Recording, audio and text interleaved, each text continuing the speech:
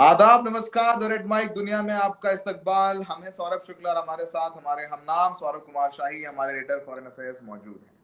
आज हम लोग बात करने वाले हैं अमेरिका में राष्ट्रपति की उम्मीदवार डेमोक्रेट्स की तरफ से कमला हैरिस के बारे में।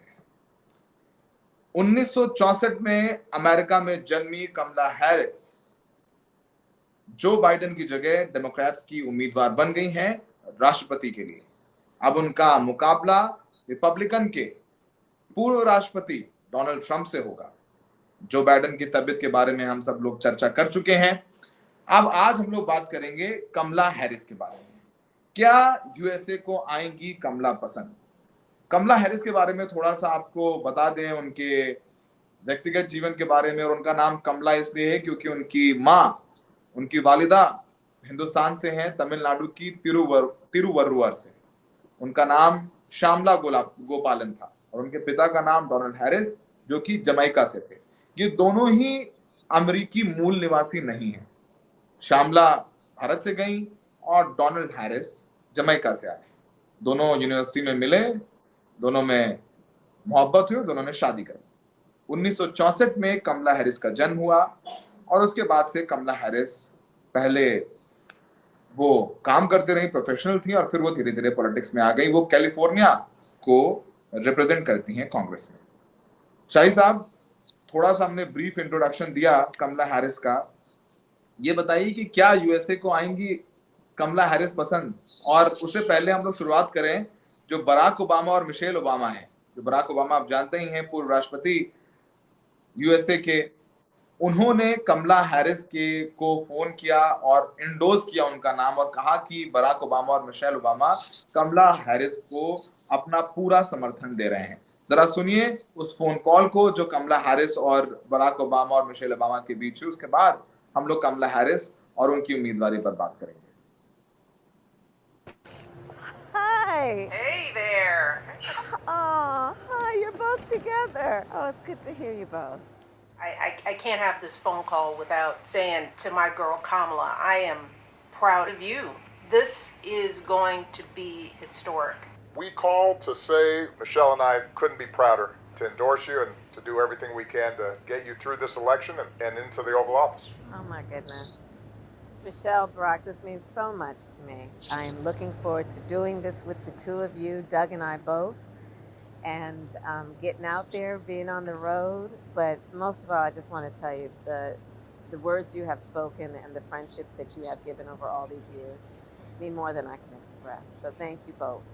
It means so much. And we're going to have some fun with this too, aren't we?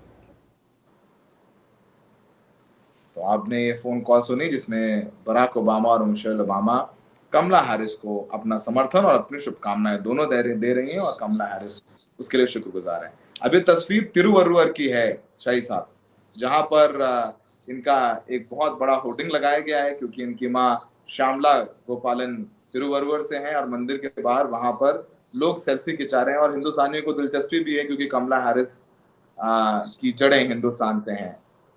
आप बताइए कैसे, क्या लग रहा है कि यूएसए को पसंद आएंगी कमला हैरिस? क्या वो डोनाल्ड ट्रंप के सामने टिक पाएंगी? क्या है अभी वहां पर हालात? देखिए, अगर आप उनकी एक्सेप्टेबिलिटी को देखें तो जो डेमोक्रेट्स के जो रैंक एंड फाइल है उसमें तो जाहिर है कि अच्छी एक्सेप्टेबिलिटी उनकी है।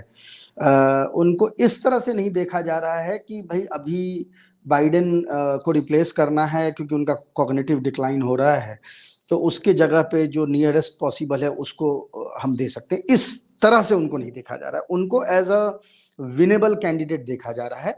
क्योंकि चाहे वो आइडेंटिटी पॉलिटिक्स हो, चाहे वो पॉलिसी फॉर्मुलेशन का मामला हो, ये इसके जो सितारे हैं वो आपस में मिलके उन्होंने एक ये सिचुएशन क्रिएट किया है।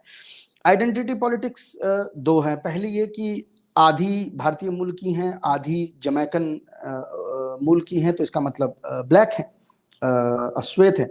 तो वो जो वहाँ के जो ब्लैक क्राउड है उसके अंदर उनका एक कह सकते हैं कि उनको लेके एक छवि बनाने की कोशिश हो रही है। अच्छा, कुछ लोग ये कहेंगे कि वो तो हाफ ब्लैक हैं, तो हाफ ब्लैक को क्या ब्लैक जो है वो तस्लीम करेंगे?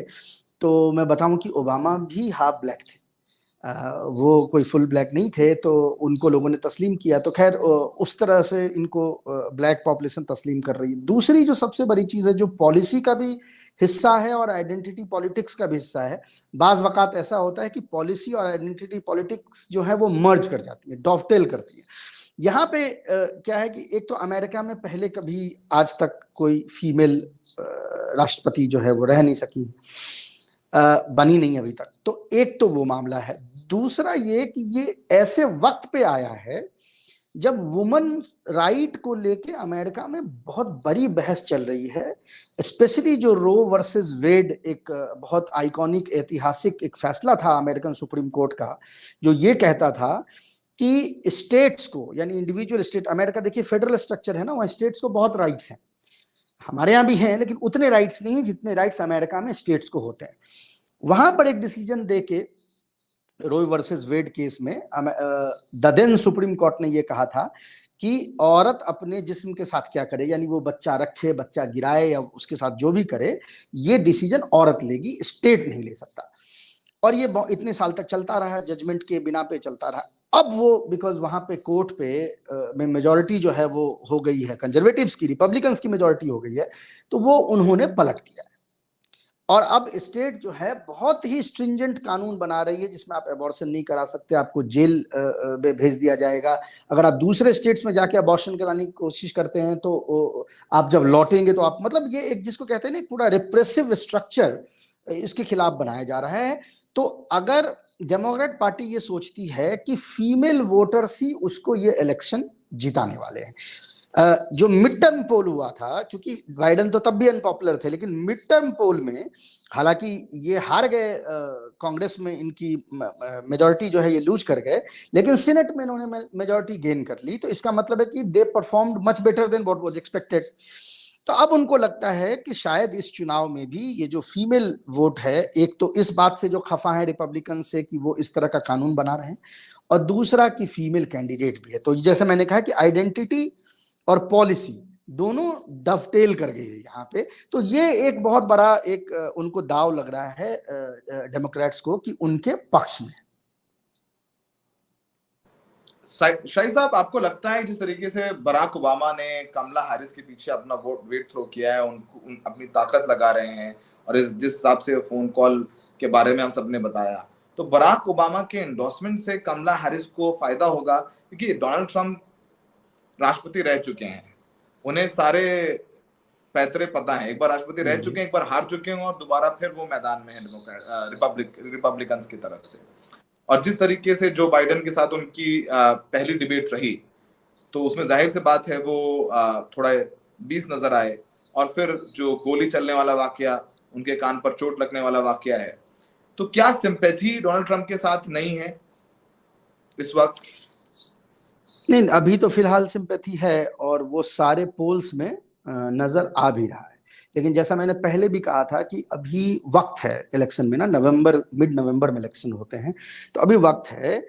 तो अगर उस बीच में कोई बड़ी चीजें होती, डेवलप होती है, तो ये जो वोटर्स है ना, जिनका एक सिंपैथी है, वो तो फ्लीटिंग वोटर है ना। ऐसे भी जो रिपब्लिकन वोटर है कोर, उसने तो वोट करना ही था ट्रंप को। के लिए ये तो जो 5-10% फ्लीटिंग वोटर्स हैं, जो इमोशनली कभी ड्रिवन होते हैं, और बाद में हो सकता है कि इमोशन के ऊपर पॉलिसी फॉर्मुलेशन हावी हो जाए कि क्या कानून बनेगा, उसको वो कैसे हमको इम्पैक्ट करता है। तो ये चीजें जो हैं फिर वहां पे लागू होने लगती है। तो फिलहाल तो उनके ये जो एक सिंपैथी है उनके तरफ है। लेकिन ये भी हमें समझना होगा कि फिलहाल कमला हैरिस के तरफ भी एक हनीमून वोट है। हनीमून ये से मुराद ये है कि अभी तक तो बाइडेन लड़ रहे थे, अब एकाएक रातों रात जो हैं, ऑल्दो मैं यहाँ दर्शकों को बता दूं कि टेक्निकली अभी ये कैंडिडेट हुई नहीं है, डेमोक्रेट पार्टी के चुनी नहीं गई हैं। ये अगस्त के पहले वीक में जाके और मिड अगस्त तक ये फैसला होगा। हालांकि अब जो जिस तरह की कवायद हो रही है, उससे तो लगता है कि बस ये मतलब ये मामला अब जो है वो सिर्फ ताजपोशी का है एक तरीके से। लोगों ने, हाँ, औपचारिक है। लोगों ने एक तरीके से डेमोक्रेट जो जिसको कह सकते हैं डेमोक्रेट जो रैंक्स हैं, उन्होंने तो चुन लिया है अपने हिसाब से। और अब जो रही सही कसर थी वो भी पूरी हो गई है बराक ओबामा और मिशेल ओबामा के सपोर्ट करने से। अच्छा, ये अभी तक इनका प्लान था, जो हमारे सोर्सेज वहां बता रहे हैं वो ये कह रहे हैं कि इनका ये प्लान था, ओबामा कपल का ये प्लान था कि इनको इंडोर्स करेंगे डीएनसी जिस दिन होगा, डेमोक्रेटिक नेशनल काउंसिल कन्वेंशन जिस दिन होगी उस दिन उसको इंडोर्स करते। लेकिन कुछ चीजें बीच में हुई, खासकर पिछले 3-4 दिन से जिस तरह का एडवर्टाइजमेंट रिपब्लिकन्स कर रहे हैं इसको अटैक करने के लिए, या जिस तरह की स्टोरी प्लांट हो रही है प्रो रिपब्लिकन मीडिया में, उसको प्रीएम्प्ट किया गया है। कल इनफैक्ट वहां की एक बहुत ही popular conservative pro Republican newspaper है न्यूयॉर्क पोस्ट। न्यूयॉर्क टाइम्स अलग है तो लोग कंफ्यूज ना हो। न्यूयॉर्क पोस्ट है, न्यूयॉर्क बेस्ड न्यूज़पेपर है, लेकिन ये कंजर्वेटिव है, प्रो रिपब्लिकन है, फेक न्यूज छापने में काफी आगे रहता है, लेकिन कभी कभी अच्छी जर्नलिज्म भी करता है। एक दो जैसे बाइडन के बेटे का लैपटॉप वाला जो सारा था वो इसने ही एक्सपोज किया था, लेकिन ये फेक न्यूज जनरली छापता है।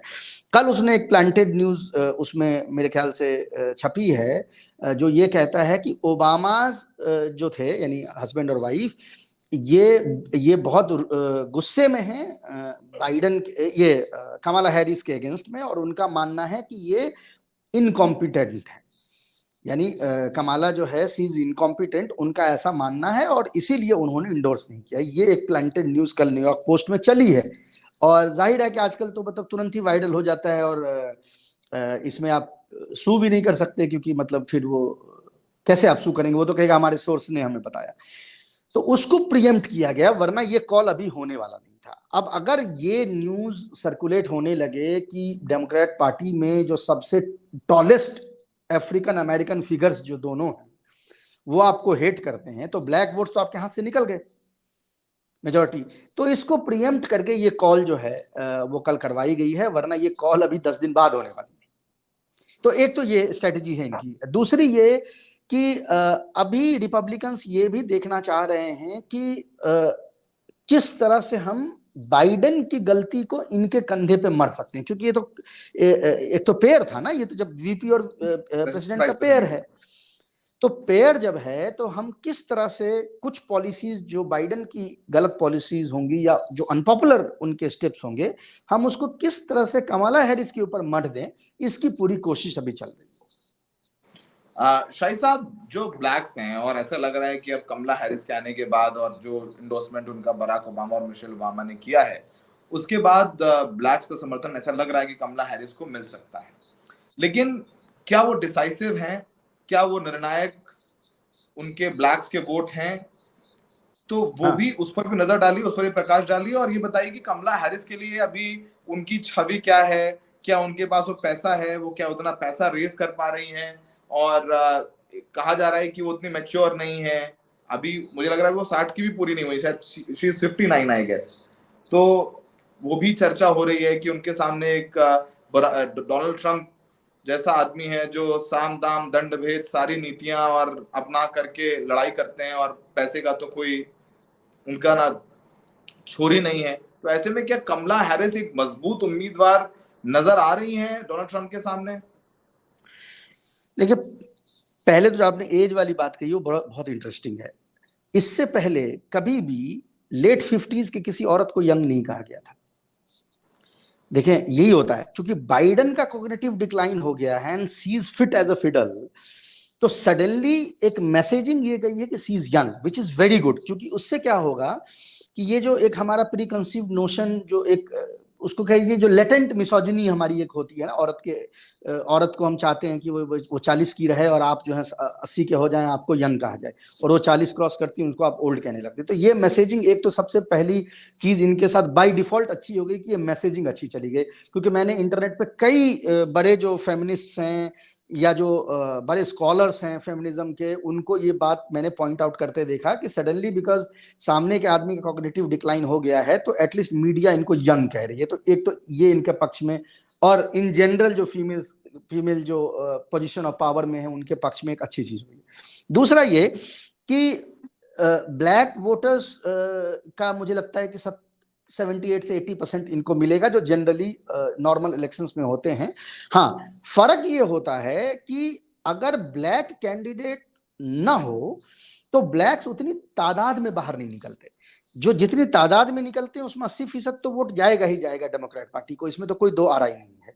लेकिन चूंकि ब्लैक कैंडिडेट, ओबामा को जीतने का लैंडस्लाइड विक्ट्री का एक सबसे बड़ा रीजन ये भी था कि उन ब्लैक्स ने जिसने अपने जिंदगी में कभी वोट नहीं किया, वो बड़ी तादाद में बाहर निकल के आए। ठीक है, तो ये जो एंडोर्समेंट है और ये जो एक अपने आप को जिस तरह से, अच्छा एक चीज और भी मैं बताऊं, ये अपने आप को एज अ ब्लैक आइडेंटिफाई करती है, एज एन इंडियन आइडेंटिफाई नहीं करती है। हमारे लिए ये अलग चीज है कि तमिलनाडु में मंदिर के बाहर फूल चढ़ा रहे हैं, लेकिन अपने आप को ये ब्लैक आइडेंटिफाई करती है, विच इज वेरी इंपॉर्टेंट। अमेरिका में तो पूरी की पूरी पॉलिटिक्स ही सेल्फ आइडेंटिफिकेशन पे है ना, कि आप मेल हैं कि फीमेल हैं कि ट्रांसजेंडर हैं, सेल्फ आइडेंटिफिकेशन पे। तो यहाँ पे ये identity, because she identifies as a black, तो वो भी एक उनको एज देता है ब्लैक वोटर्स में, पहली बात। दूसरी ये कि मैंने पहले भी आपसे अभी थोड़ी देर पहले मैंने जिक्र किया कि फीमेल वोटर्स इनके लिए बहुत इंपॉर्टेंट है।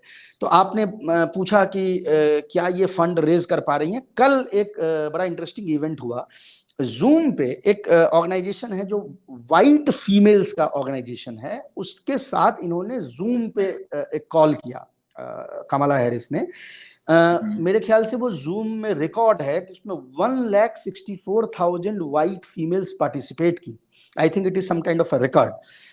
एंड इन्होंने $2 मिलियन सिर्फ उस जूम कॉल पे रेज कर लिया, which is a huge amount even bye American standards. $2 million एक जूम कॉल पे वाइट फीमेल से। अच्छा, यहाँ पे वो पैसा इतना इंपॉर्टेंट नहीं है, इंपॉर्टेंट ये है कि क्या वाइट फीमेल्स इनसे आइडेंटिफाई कर रही हैं। वो वाइट फीमेल्स जो चाहती हैं कि रो वर्सेस वेड जो है उसको पलटा जाए, यानी अब कोर्ट ने तो पलट दिया लेकिन लेजिस्लेचर के थ्रू आप उसको पास करवाना चाहती हैं, तो वो सोचती हैं कि कमला हैरिस ये करने में कामयाब होंगी। तो उनसे कनेक्शन जो है इनका बहुत इंपॉर्टेंट है। Black voters as well as white female voters, ऐसे दो कैटेगरीज हैं जो इनको चुनाव जिता सकते हैं। इसीलिए फोकस अभी तक इन्हीं दो ग्रुप्स पे है। फोकस इन्हीं दो ग्रुप्स पे है। चूंकि वो भारतीय हैं तो वहां भारतीय जो रह रहे हैं वो भी थोड़ा बहुत ज्यादा नहीं, लेकिन थोड़ी हाँ सिग्निफिकेंट पॉपुलेशन है। अमूमन हमने देखा है कि जो वहाँ भारतीय रहते हैं, प्रधानमंत्री मोदी आपको याद होगा गए थे और उन्होंने डोनाल्ड ट्रंप के लिए कैंपेन किया था और कहा था आपकी बार डोनाल्ड ट्रंप सरकार। तो इस बार क्या होने वाला है, भारतीय जो वहां पर रह रहे हैं उनका झुकाव कमला हैरिस की तरफ होगा, या फिर चूंकि प्रधानमंत्री एक बार डोनाल्ड ट्रंप के लिए वोट मांग चुके हैं तो उनकी रॉयल्टी वहां पर मोदी जी के साथ है। ऐसा नहीं है कि सभी मोदी जी के साथ हैं विश्व भर के भारतीय, ऐसा भी नहीं है। लेकिन भारतीय एनआरआईज जो हैं बहुत चालाक हैं, अपने कंट्री में राइट विंग वोट करते हैं, जहां से आते हैं वहां राइट विंग वोट करते हैं, जहां रहते हैं वहां लेफ्ट विंग वोट करते हैं। वहां उनको वो सारी चीजें चाहिए जो यहाँ दूसरे को नहीं देना। हमें दर्शकों को बता दें कि रिपब्लिकन्स यानी डोनाल्ड ट्रंप राइट विंग के हैं और कमला हैरिस लेफ्ट विंग समझ लीजिए। जो डेमोक्रेट्स हैं उन्हें सेंटर टू लेफ्ट समझा जाता है और जो रिपब्लिकन्स हैं they are centre to right. हाँ, तो एनआरआई वोटिंग पैटर्न ऐसा है कि 80 से 85% एनआरआई वहां डेमोक्रेट पार्टी को वोट करते हैं, क्योंकि वहां खुद को प्रोटेक्ट करना है, खुद माइनॉरिटी है। इंडिया में कहते हैं कि माइनॉरिटी सेफ है, राइट विंग को वोट करना चाहिए। तो खैर इस बार भी वही होना है। मेजॉरिटी इंडियंस जो हैं वो चाहे प्रधानमंत्री जो है वो ओपन, अब खैर दोबारा वो करेंगे नहीं, वो एक बार गलती हो गई, दोबारा वो ओपन वोट करने को अब की बार ट्रंप सरकार वो नहीं बोलेंगे, इस बार नहीं बोलेंगे वो 100%, मैं आपको गारंटी देता हूँ। तो इस बार ये होगा कि जो नेचुरल पैटर्न, खैर पिछले बार भी कोई बहुत ज्यादा फर्क नहीं पड़ा था, मेजॉरिटी ऑफ इंडियंस डेमोक्रेट को वोट करते हैं। दुनिया भर में हमेशा माइनॉरिटी जो है वो सेंटर लेफ्ट को वोट करती है। वो जब अमेरिका में जाइए, इंग्लैंड में जाइए, ऑस्ट्रेलिया में जाइए, भारत में जाइए, तो वहां पर उनको वोट जाता रहा है और ट्रेडिशनली, और वो वोट इस बार भी उन्हीं को मिलेगा। Majority of Indians, majority of other minorities जो हैं वो कमला हैरिस को वोट करेंगे, इसमें कोई दो राय नहीं है। हालांकि ये बात सही है कि कुछ माइनॉरिटी ग्रुप्स जैसे हिस्पैनिक्स हैं, यानी जो लैटिन अमेरिका से, जो मेक्सिको से, कोलंबिया से, इक्वाडोर से, यहाँ से जो हिस्पैनिक्स जो वोटर आते हैं, उसमें जरूर एक तब्दीली हमने देखी है पिछले चुनाव दर चुनाव। उसमें एक तब्दीली दिखती है, वो ये दिखती है कि पहले वो वोट करते थे डेमोक्रेट्स को ओवरवेलमिंगली, लेकिन अब उनका रिलीजियस आइडेंटिटी उनके लिंग्विस्टिक माइनॉरिटी होने के आइडेंटिटी पे भारी पड़ रहा है। यानी वो अपने उनकी जो रिलीजियस बिलीफ है, जो धर्म में जिस चीज को मानते हैं, चूंकि वो नजदीक है रिपब्लिकन पार्टी के, यानी अबॉर्शन, वो तो कैथोलिक्स है ना, लैटिन अमेरिकन मोस्टली जो है कैथोलिक्स हैं, अमेरिका में जो क्रिश्चियंस हैं वो मोस्टली प्रोटेस्टेंट्स हैं, लेकिन ये जो अबॉर्शन है वो एक्चुअली में तो कैथोलिक इशू पूरी दुनिया में, सिर्फ अमेरिका ही ऐसा है जहां पर कि वो प्रोटेस्टेंट इशू भी बन गया है। तो उससे चूंकि वो आइडेंटिफाई करते हैं, तो ये देखना होगा कि कमला हैरिस किस तरह से ये जो कैथोलिक नॉन वाइट यानी हिस्पैनिक वोटर्स हैं उसको अपने तरफ खींच पाने में कितना कामयाब होती है, क्योंकि वो धीरे धीरे, और उनकी बड़ी संख्या है, और वो धीरे धीरे रिपब्लिकन्स की तरफ शिफ्ट हो रहे हैं, और ये बहुत बड़ी अलार्मिंग न्यूज जो है वो डेमोक्रेट्स के लिए है। तो रेड माइक दुनिया में हमने समझाया बहुत आम भाषा में, आम तरीके से, हम लोग बहुत डिटेलिंग में नहीं गए, हम लोग पॉलिसीज पर, रिपब्लिकन्स की Palestinian policies, Israeli policies, policy Bharat की जो तरफ उनकी पॉलिसीज हैं, सब पर बात करेंगे। लेकिन आज हम लोग बताना चाह रहे थे अपने दर्शकों को कि कमला हैरिस को पसंद किया जा रहा है कि नहीं किया जा रहा है। तो लबोलवाब ये है कि वो महिला हैं, और महिलाओं के लिए ये एक बहुत महत्वपूर्ण चुनाव भी, और इस तरीके से वुमेन राइट्स को लेकर के अमेरिका में इस समय कैंपेन चल रहा है। उस कैंपेन में, उस नैरेटिव में कमला हैरिस फिट बैठती हैं, और वो उनके वालिद साहब, उनके फादर अफ्रीकन थे, तो उन्हें अफ्रीकन मूल की महिला ही समझा जाता है। और बराक ओबामा और मिशेल ओबामा के एंडोर्समेंट के बाद वो साफ हो गया है, तो ब्लैक्स हैं वो समर्थन कर देंगे, तो वाइट महिलाएं, ब्लैक्स, और जाहिर सी बात है कोर वोटर भी है डेमोक्रेट्स का जो उनको वोट करेगा। तो ऐसा नहीं है कि ये कहानी खत्म है, कहानी की शुरुआत अभी हुई है, चुनाव नवंबर में है, तो धीरे धीरे तस्वीर साफ होगी। और कोशिश हमने इस एपिसोड में की कि आपको कमला हैरिस के बारे में बताएं। तो हमारा द रेड माइक दुनिया देखते रहिए, सराहते रहिए, प्यार करते रहिए, सब्सक्राइब करिए, लोगों को अपने व्हाट्सएप ग्रुप्स में भेजिए, फेसबुक पर शेयर करिए, और जितना ज़्यादा हो सकता है वो हमारी जानकारियों को पहुंचाइए, ताकि उसे, हमें भी, रेड माइक को भी चर्चा मिले और आप लोगों को भी अच्छी खबरें सुनने को मिले। बहुत बहुत शुक्रिया। शुक्रिया।